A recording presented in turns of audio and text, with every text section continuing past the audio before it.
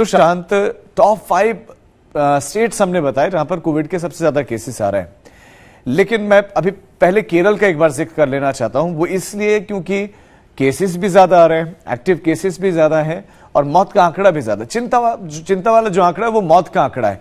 आखिर अन्य प्रदेशों की तुलना में केरल में ज्यादा मौतें क्यों हो रही हैं, ज्यादा केसेस क्यों आ रहे हैं?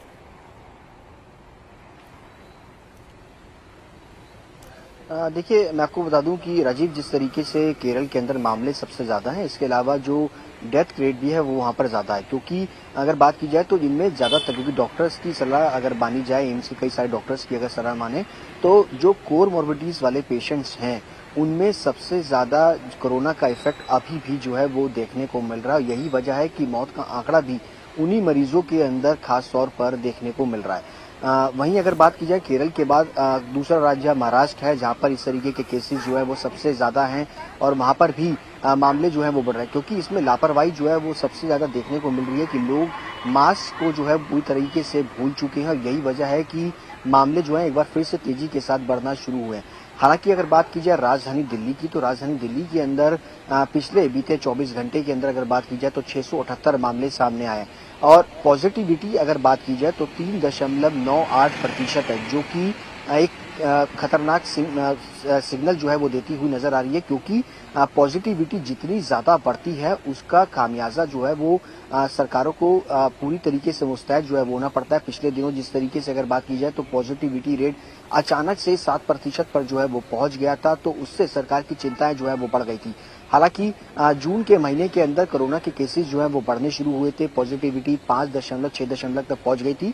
उसके बाद धीरे धीरे जो है वो कम होनी शुरू भी हुई थी, लेकिन फिर से जून के आखिरी महीने के अंदर अगर बात की जाए तो आखिरी हफ्ते के अंदर बात की जाए तो पॉजिटिविटी रेट जो है एक बार फिर से बढ़े, कोरोना के मामले सबसे ज्यादा बढ़े।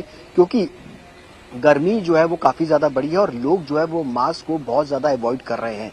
लोग मेट्रो में अगर सफर कर रहे हैं, सरकार की तरफ से पाबंदियां जरूर लगाई गई है। दिल्ली के अंदर अगर आप बिगर मास्क के मार्केट में अगर घूमते हैं तो आपको 500 रुपए का जुर्माना जो है वो भुगतना पड़ेगा, लेकिन लोग लापरवाही भी जो है वो करते हुए फिलहाल नजर आ रहे हैं। सवाल ये है कि क्या दिल्ली में कोई जुर्माना ले रहा है? क्या कोई मास्क नहीं पहन रहा है तो उसका चालान काट रहा है?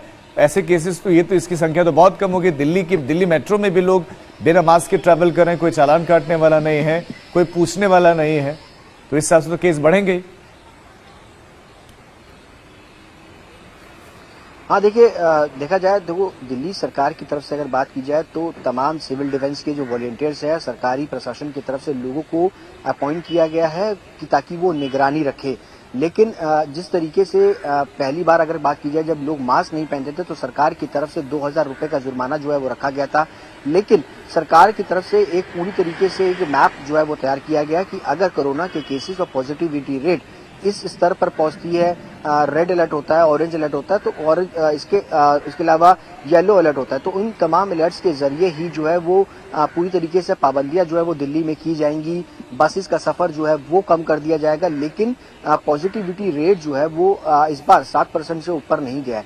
और जिन लोगों को कोरोना के मामले सामने भी आ रहे हैं, जैसे हम एक्सपर्ट और डॉक्टर से बात कर रहे हैं, दिल्ली के 2 बड़े अस्पताल जिसमें से LNJP अस्पताल है और इसके अलावा राजीव गांधी, यहाँ पर पेशेंट्स की जो एडमिशन है वो काफी हद तक कम है। और यही वजह है कि जो सरकार है वो संजीदा जरूर है कि अगर केसेस बढ़ते हैं तो पूरी तरीके से इन अस्पतालों को कोविड डेडिकेट जो है वो कर दिया जाए, सावधानी बरती जाए। लेकिन जुर्माना काफी हद तक कम है, 500 रुपए का जुर्माना है। लोग लापरवाही करते हुए नजर आ रहे हैं।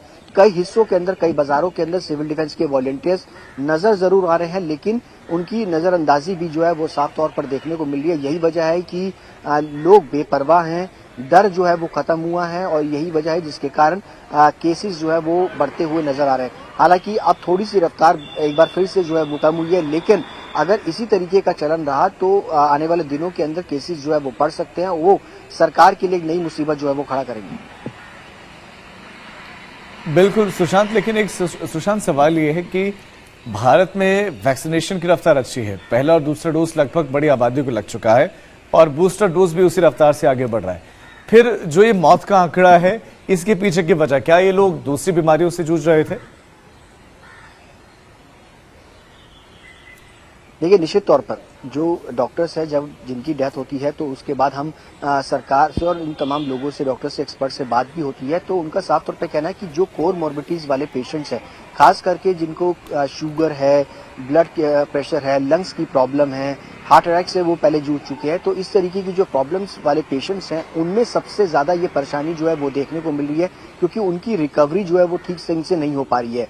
हालांकि दिल्ली के अंदर अगर बात की जाए तो सरकारी आंकड़ों के मुताबिक जो वैक्सीनेशन 100% जो है वो हो चुका है। इसके अलावा जो बूस्टर डोज है उसको अभी काफी हद तक लोग जो है वो ले चुके हैं।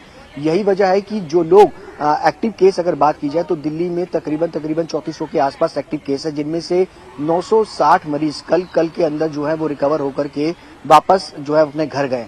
यानी उनकी रिकवरी भी जो है वो तेजी से देखने को मिल रही है। यानी वैक्सीनेशन का एक असर जो है वो साफ तौर पर नजर आ रहा है कि जो जिन लोगों ने वैक्सीनेशन का फर्स्ट डोज, सेकंड डोज और बूस्टर डोज भी लिया है तो उनका इफेक्ट जो है, उन पर कोरोना का इफेक्ट जो है वो काफी हद तक कम नजर आ रहा है।